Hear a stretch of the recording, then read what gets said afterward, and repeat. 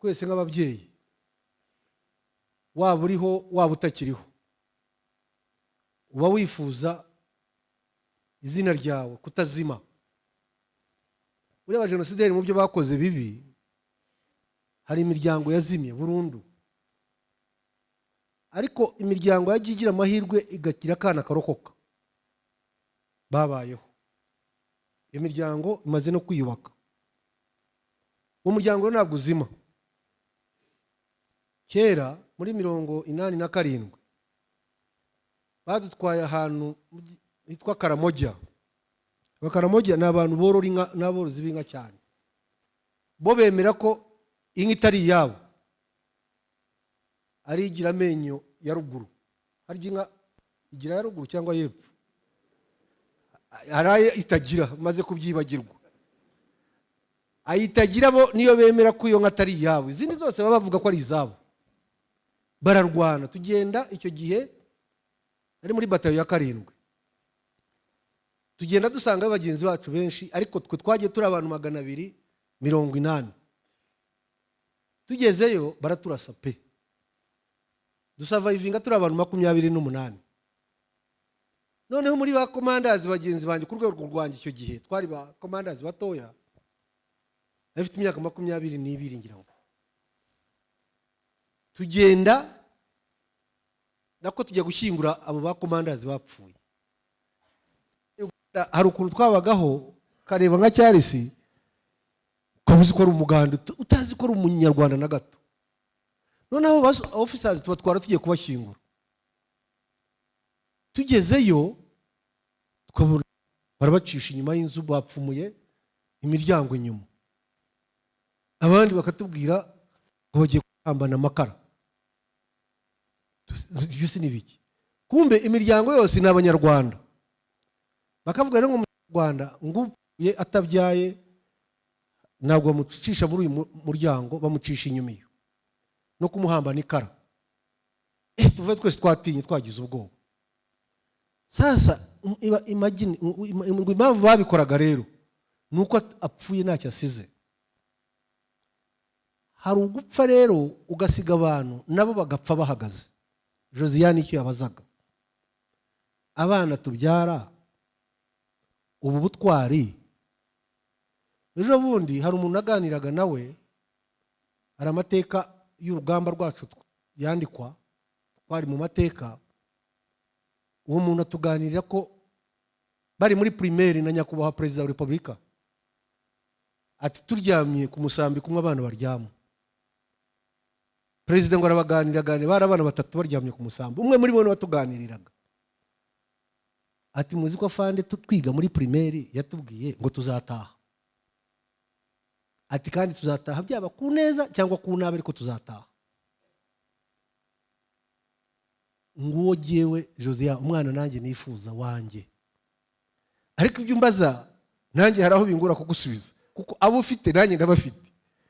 Sinzi rero niba bazakora nk'ibyo nakoze, ntabwo mbizi kuko aho bitandukaniye ni ibihe turimo, uko twarezwe ababyeyi bacu ko batureze na environment twarimo twebwe icyo gihe niyo barimo.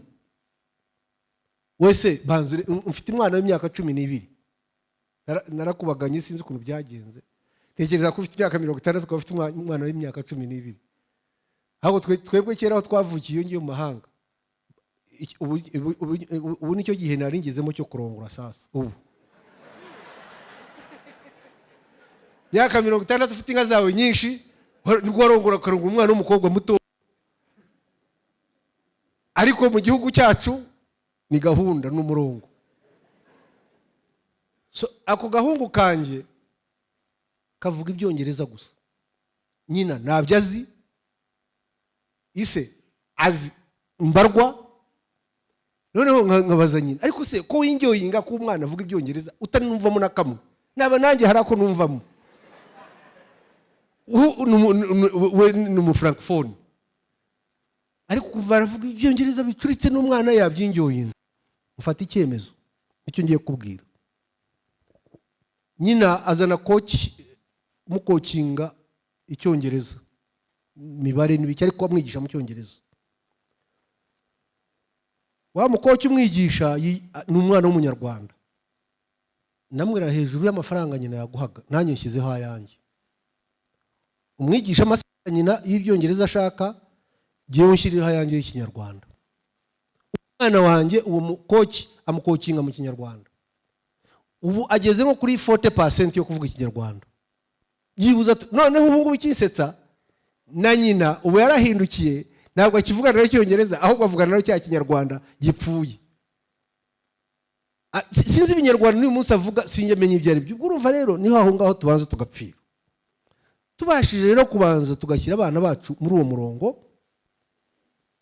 kuko abo bose izindimi zose mudamu wicaye aha namwe izo ndimi zose murazizi, ariko ntabwo zibabuza kuvuga. Buriya rero umwanzi wa mbere n'ugukuraho ururimi rwawe. Nahoze mbabwira biriya byo mu Mutara, abantu bava mu Mutara aha ngaha, biriya bintu mukwiye kubihagurukira. Ababyeyi bacu ko baturamutse n'abavandimwe, genda ugahura n'umugabo w'umusaza yagukubita ukuboko, ngewe ubu ngubu umaze kubibacaho, araza akagukubita ukuboko ati Imana ishimwe. Amaze ariko ujya kuna mutima Imana ishimwe, bakubwiye ko ndi umurokore ngewe. Ariko ubu bose ngewe ubu umwe nawe arambwira ati amashyo. Ngamubaza, nyereka umurongo muri Bibiliya ubuzanya kuramukanya amashyo. Imana ishimwe. Ubwo abantu baba bagendaga ntabwo mubizi. Buriya genocide mutagira ngo ikorwa. Murareba aba bantu bo muri Eastern Congo benshi batwara bakabaha buhungiro bakabaha n'ubwene igihugu. Iyo bageze hariya mureba ukuntu bamera amababa. Biriya no guca abantu kuvuga ngo katubibagize iwabo bahibagirwe burundu. Bazabe ibizongo bya ubuse abana bazabyara bizagenda bite? Kera twari ku rupfa ahantu umuntu yapfuye. Noneho umwe muri twaravuga ngo twebwe nitujya guhunga ntabwo tuzahunga nka ba data ko bahunze. Hari abantu bagitekereza guhunga mitwe yabo. Noneho tutuzahunga ute? Atwe tuzahungira Canada. Umusaza wari uhari ati mabera nyoko ati kashahurwa. Namatuka. Ati iyo baso bahungira Canada atubungu buru Rwanda burufite. Wowe wahungiye Canada uzamenye uturu Rwanda.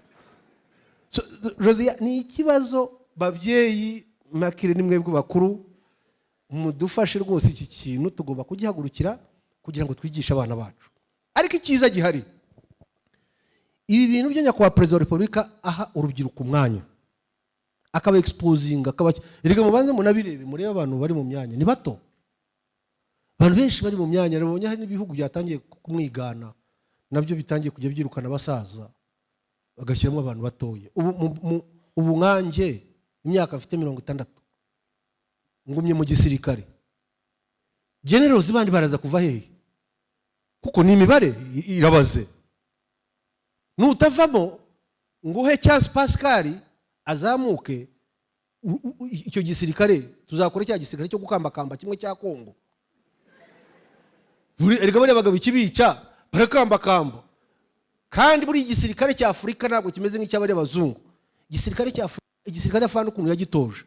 Abavuzi barahabwe barabizi. Twe ntabwo ujya kurwana wagiye ku rugamba ngo uhagarare bare bagabo uko barwana ukomandinga ingabo zirwana Kimihururu. Aha hafi habari abari Rwamagana. Ubusuri hano kuri uyu muriro kucyo atari bukubeshye. Bamurasa akakubeshya ati jewe ndaha kandi ntabwo hari. Ariko twebwe RDF kwirwana Kimihurura hano turarwana ndi hariya ku gate. Ngaho ujye kumbeshya rero umbwire ngo wowe urije kugira icyo wumva ijwi ryanjye ntabwo ari icyombo urumva ijwi. Unahinda wapi wewe? Yahindukira kandi muri umusirikare uko atinya komanda we kurusha uko atinya blende zimuturuka imbere z'umwanzo. Iyo wumva ijwi rya komanda wawe akuri inyuma hano. Blende nubwo zabazi ari 100 kandi komanda se afite iki? Ni ka pisto gusa afite. So kumunyoko kugira atya. Ariko ugasanga umusirikare yagize panique za blende akazinjiramo uko ashaka. Naho wowe uragenda wicare ugera ikanarange ngo urakomandinga nanjye hano nanjye ndakora ibyanjye. Kuko twese n'ubuzima turashaka iki? Ubuzima. So ibi rero byafande byashyira abantu bato mu myanya. N'aba bana mujya mbona ukuntu batumira. Nyakuba first lady mujya mureba ukuntu batumira abana. Ibyo nibyo bintu dukeneye natwe nk'ababyeyi. Muri quartier rero Josiane abantu b'inshuti zawe bahamagare muhure washyiriye akaganiro berekeye dore igihugu dore uko kigenda ibyo nibyo byonyine bizadufasha kugira ngo urubyiruko rwacu especially bari batoya bagaruke. Ariko dufite ikibazo gikomeye, dufite inzoga, dufite ibiyobyabwenge, dufite ibibi byose, kandi abantu bafite ubuzima ntabwo bameze nkatwe. Erega wowe igihe cyawe niwabonaga n'amafaranga yo gusaba umubyeyi wawe, niyo wayamusabaga se wagiye agahe. Twebwe igihe cyacu dukura ateho zabaga aho twabaga mu mahanga, murabona ahantu bakorera ibiterane by'inka mu ruza mu byaro, bwate za hariya bagiraga bagakorutira n'ibiti hasi bikaba ari umukungugu. Noneho abagiye kubyina bose cyakubwiraga ko abantu baraye bagiye kubyina bose babaga ari umukungugu bose. None abana bo baraza bakabyinira mu nzu nk'iyi ngiyi, bararya bakanywa neza bakagira bati. So ni challenge rero, abajije ikibazo gikomeye. Mureke twese duhagurukiye banyakwa abayobozi, kuko iyi office urimo izi office mu gitondo aba bantu barabazigiyemo. Namwe aho muva haraba hajya abandi, aho bava haraba hajya abandi. Ni ukuvuga ngo ni continuation y'urubyiruko, abantu ko bagenda bakurikirana. Dushimishwa no kubona abana batoya bari muri iyi myanya. Nababwiraga mu gisirikare hari ababa bavuze ngo mu gisirikare ngo harimo abantu bari special. Ibyo uyu mwana Ngomezi yavugaga, nta muntu mu gisirikare uri special muri twe. The special one n'utuyobora, uduha umurongo, kuko araduhamagara akaba yapanze. Ningira kuza ndabikwereka, akaba yatweretse akakubwira wowe urakora ibi kandi urabikora uti. Noneho wahamagaye uhagarariye abandi. Iyo umaze kubahamagara nawe, iyo umaze guhamagara ukahabwa amabwiriza, uragenda ukaganira na bagenzi bawe, nawe ugatanga andi mabwiriza, mugahaguruka. Section 1 kugira ibyiciro, section 1 uracha, section 2 uracha, section ibintu by'abasirikare ni gatatu. 1 2 3 mwari mwumva baharenga, naho ngaho bagarukira. Companies eshatu gutyo, brigade ikakirwa na battalions eshatu gutyo.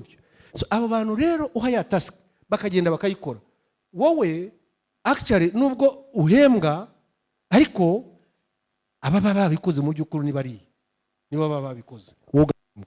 So Josiane rero nagira ngo se ikibazo n'abagenzi bacu bari hano nk'abayobozi dufatanye kureba uko aba bana bacu, ariko izindi munyenye nabamara nk'abasirikare niho nzi cyane. Hari ukuntu twari twiyizi ko turi special, mugani nta wundi wadusimbura mu kurwana. Ni mu nzego muhera aho twatangiriye. Mukanya wigeze kuvuga Mudidi ngirango, ubu nari muri retirement, reba abana bari muri education. Yabaye muri sector education, reba abana bari muri education.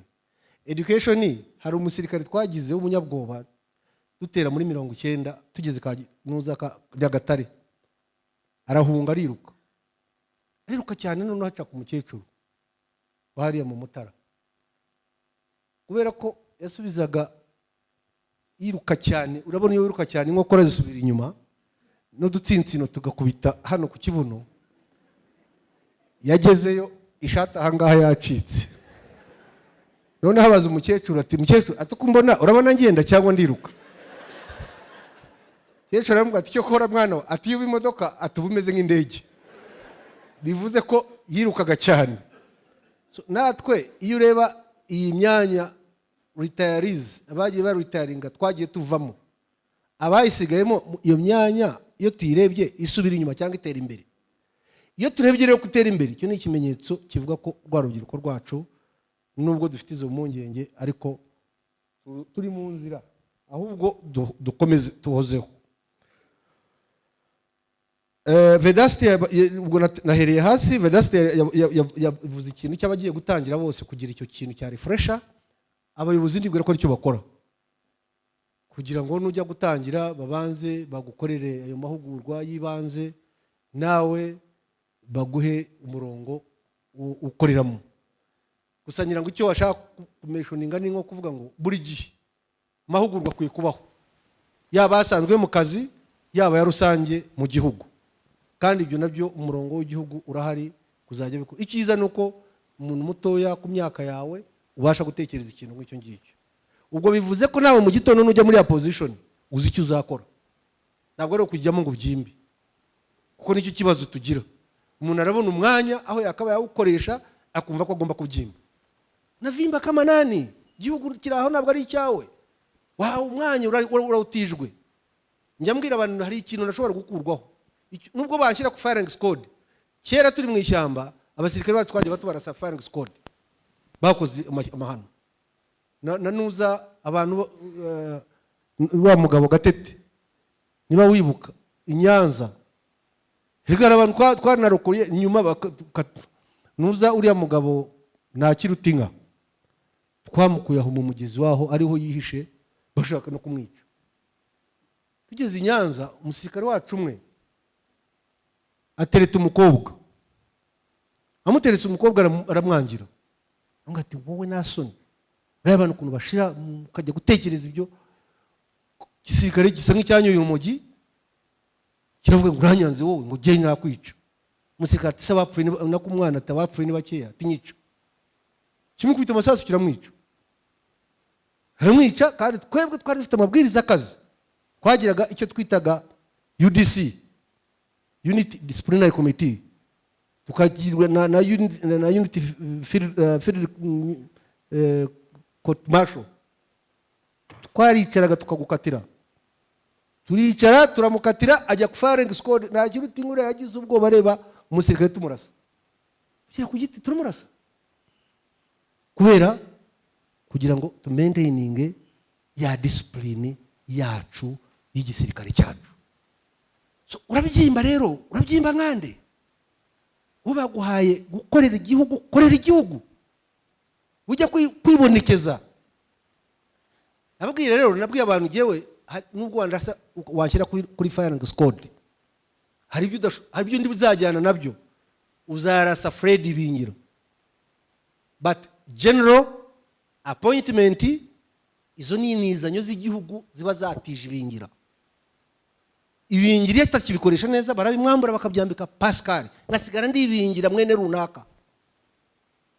Ariko turigera twitiranya ibintu, twitiranya umutungo w'igihugu. Nanjye ndi komiseri generali. Komiseri generali ni bangahe babanje aha, ni bangahe bazaza, uri runaka. Ariko ubu iyi nizanye igihe uyifite yikoreshe mu nyungu z'Abanyarwanda. So icyo nicyo nk'urubyiruko mukwiye kuba mumenya. Uwo ari we wese muri mwe uhawe inshingano n'ubuyobozi bw'igihugu. Nkomezi rero bindi washimiye, wabajije ku kibazo gikomeye,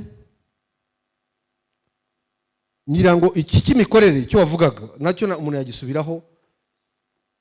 Imikorere izi office ngira ngo impamvu zishyirwaho ni ukugira ngo tuzubahirize.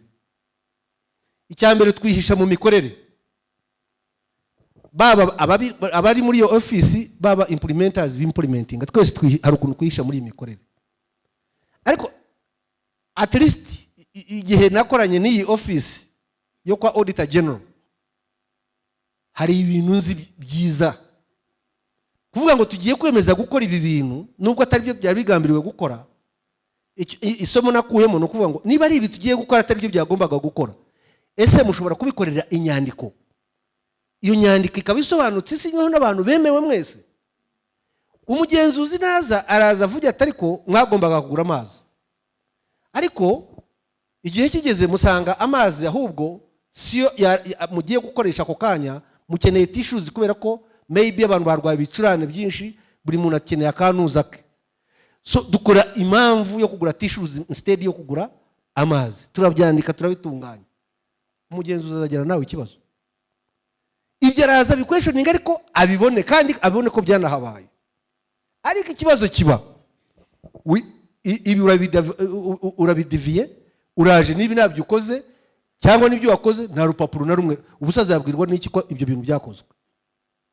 So both sides rero dushobora kubyihishamo, ariko icyo nibwira ko abantu ko bagenda bigishwa n'iki bimaze gufata umurongo. Kandi reka nta bintu byera ngo de n'abatubanjirije aba b'abahanga bo mubona bakomeye nabo ntabwo ibyabo biratungana. Mwanswe twebwe tugitangira bataduha n'ubuhumekero ngo duhumeke. Ibyo byose bigenda bitunganywa. Then kuri iki nambara turwana na GPS mwari mufite, nyirango GPS abanyafrika hari ikintu wabanza kwibaza. Kera buriya ubwoba mu gisirikare tuvuga ubwoga. Buriya muzi ko abantu bakera bari bakuru kuruta umubyeyi Suzanne hano, bari intwari cyane. Bamwe barwanishaga amacumu. Buriya technology yagiye developing ubwoba n'ubu giye kuzatwicisha ubwoba. Abakera barwanishaga amacumu. So icumu kubera nyine imbaraga z'umuntu yabaga afite, mwabaga muri close distance, kuburyo no gutera icumu ngureba nawe undeba. Kubera ubwo bwoba bagenda bazana technology, bazana umuheto. Noneho umuheto ukajyamo distance ndende, bagiye guhuhuka bazana imbunda rero ni y'abanyabwoba buriya. Ariko igihe cy'umuheto, igihe cy'icumu, igihe cy'umuheto abantu bararwanaga, kandi za GPS ntabwo zabaga zihari. Ariko nka RPA icyo twakoreshaga hari ibintu bibiri. Twakoreshaga guides, tugakoresha na map. Ko twaga dufite map, kamenya location. Nababwiye ngo mu kurwana umukuru w'igihugu, chairman wa high command icyo gihe, Afande Peace, amazina ye Afande Peace, chairman wa high command. Ayandi mazina twayamwisha tugeze muri leta, ariko izina rikomeye Afande Peace, Afande chairman wa high command. Iyo yaduhaga amabwiriza, yaguhaga direction. Fate nk'urugero muri 1994 mu guhagarika genocide, gihe unit nari nyoboye yari ahantu hitwa Bushara, mu cyahoze ari commune Rukomo, Muvumba, kugira ngo kimwe muri ibyo. Ariko mission yanjye, mission ya unit yahawe, not jewe, mission ya unit yahawe yari Nyagatare, Gabiro, Kayonza, Kibungo, then Bugesera, Gako. Ubwo ni ibigo. Usibye ko mwageragayo nimukomeza ibigo gusa, mwarahageraga kubera ubwinshi bwaduyi n'abantu ko bicwa n'intera hamwe. Noneho operation expandinga kuruta uko wayitekerezaga. Kwabaga rero izo area tuzifite, tukaba dufite map, tukaba dufite na ba guide bagenda batuguidinga. Of course hari abakuyobyaga bakagucisha n'ahandi kure, ujya nko gutabara abantu ugaca ahantu kure, ariko zari case ziri minor. Kabiriga mumenye ko iki gihugu abana b'Abanyarwanda bakivukamo twari tubafite mu gisirikare cyacu cyo gihe, nabo ubwabo babaga ari ba guide. 94 rero itandukanye no muri 90, 9 kugera 93 aho twagiragamwe ibibazo. Twagiraga ibibazo by'abatuyobora, twagiraga ibibazo bya bamwe mu ndimi. Rega hari abantu tutari tuzi n'ikinyarwanda nabyo mu bimenye, twaje kukimenya nyuma. Ndibuka gihe turasa Ruhengeri muri 91 twakoresheje inama nk'iyo Gatete yavugaga. Noneho abantu bahari muzi ko bivugira ikirere, none ibyo baragamba ko tutarabyumva. Ariko yavuga kugamba muri Uganda ikinyankore kuvuga gita kugamba. Noneho ngavuga ariko se abangabo baduseka nabo ko numva ibyo bavuga natwe ikinyarwanda tuzi, twese tugahuriza hagati aho ngaho. Nko muri za 90 byaragorana, ariko muri 94 rwose nta kibazo cya map twari dufite. Rero banyako bayobozi, ndagira ngo burije cyane shimire ubuyobozi bw'ibi bigo ko ari bitatu, shimire abakozi bakoramo, hejuru dushimire nyakubahwa Perezida wa Repubulika, ndetse n'ubutwari komeye bwo kuba yagaragaje mu kuyobora urugamba rwo kubohora igihugu guhera muri 90 ndetse n'urwo guhagarika genocide yakorewe abatutsi. Muzi ko byose byegerana. Nangize rero mbwira abantu cyane cyane batoye. Hari urubyiruko njya nkunda guhura nabo nkababwira amwe mu mateka n'ingero zimwe zacu. Kera muri 1984 aho twari turi mu ishyamba za Uganda, mumbabarire kuguma ngarura ibyo ngibyo, na amateka kandi n'umuntu yabaye. Twarashonje tumara igihe, umwanzi yaratugoteye ahantu tumara igihe twarashonje cyane. Ariko noneho ahantu twimukiye tuhasanga abagandi b'abasaza babiri, twabyitaga muri danger zone. Umwanzi yabaga yararashe abantu barahunze, ugasanga hari nk'abasaza babiri batatu cyangwa abakecuru bananiwe kuhava bakahaguma. Noneho tuhagera ari n'igihe cy'izuba, aho hantu hari amazi ari mu kantu k'akariba kamwe.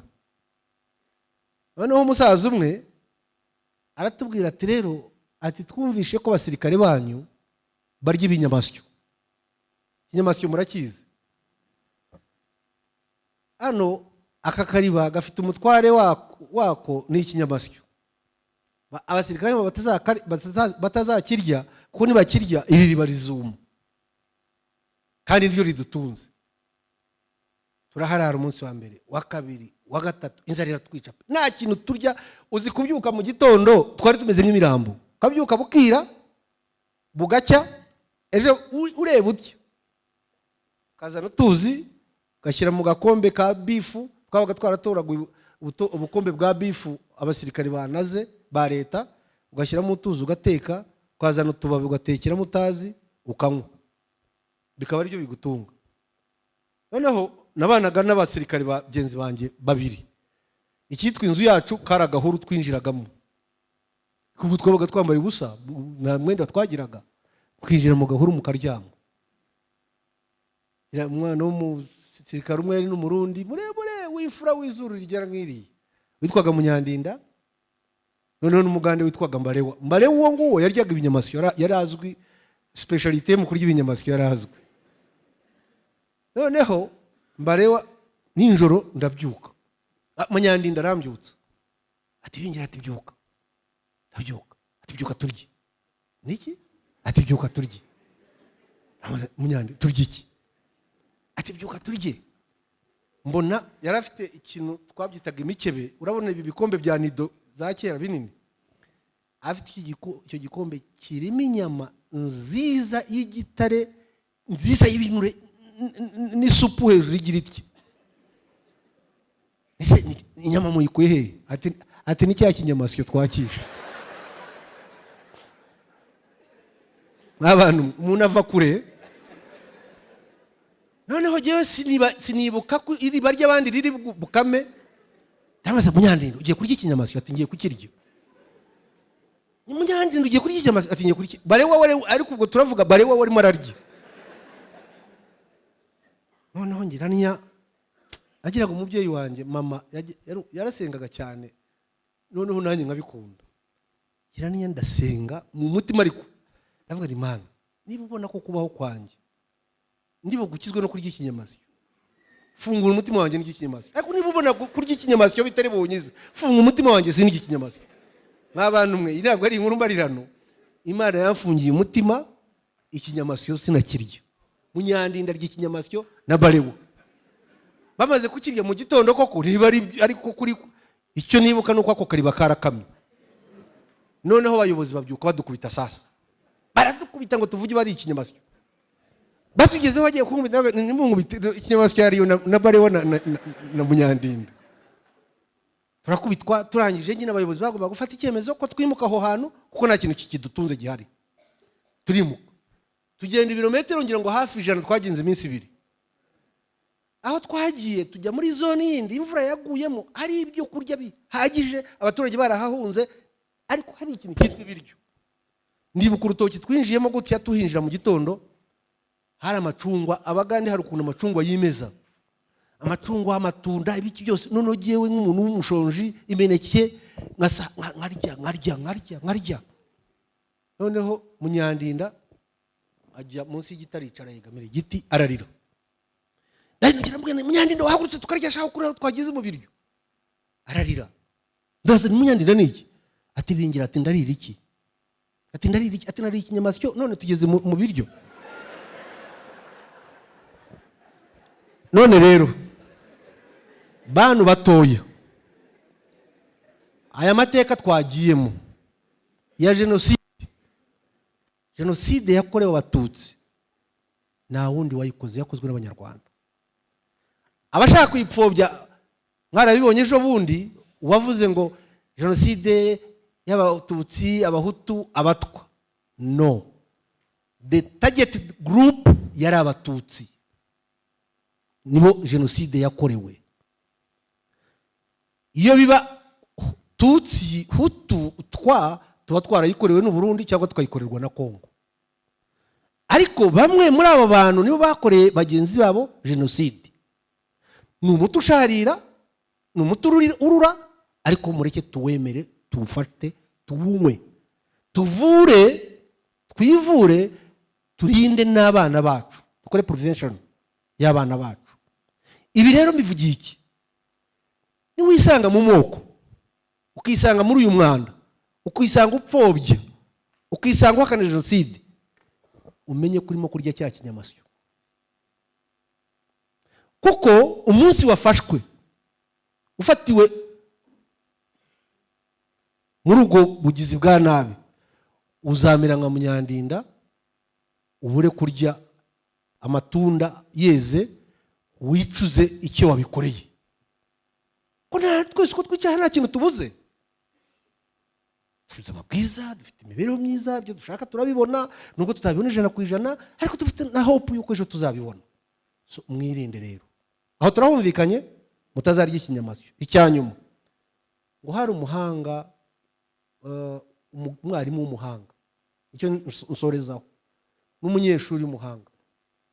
Umunyeshuri buri gihe akarwana no gutsinda mwarimu 100% bikanga, akabona 99. None bukeye umwana kubera ko yari staboni, nawe aragenda ageze hanze aravuga ati nanjye ngiye guha mwarimu ikizami. Afata ikinyugunyugu, aravuga ati ngiye kugitwara ngigeze kwa mwarimu, ndagenda ngipfumbase. Ariko kubera ubuhanga bwe ndabanza mubaze, namubaze mwarimu mfite iki. Ubuhanga bwe araza kumenya ko mfite ikinyugunyugu, ariko hari ibyo atari bumenye. Noneho ndavuga ko ari ikinyugunyugu, ndamubaza ni kizima cyangwa kirapfuye. Navuga ko ari kizima ndakica, navuga ko gipfuye ndakirekura. Noneho ndamutsinze, agera imbere ya mwarimu. Mwarimu ati mfumbatije iki? Ndatupfumbatije ikinyugunyugu. Mwarimu ni kizima cyangwa kirapfuye? Mwarimu araboneba ati ubuzima bwacyo buri mu biganza byawe. Na yes na no yabonye. So ubuzima bw'igihugu cyacu buri mu biganza byanyu, cyane cyane mwebwe abato. Bavandimwe barokotse jenoside yakorewe abatutsi, babuze ababo, mukomere, mwihangane, murabizi neza ko igihugu ubuyobozi bwacyo bukuru bubari inyuma. Mukomere, mugire umugoroba wo kwibuka ndetse n'iriya minsi 100, komeze twibuke abacu, ariko tudaheranwa n'amateka mabi yatubayeho. Joro ryiza.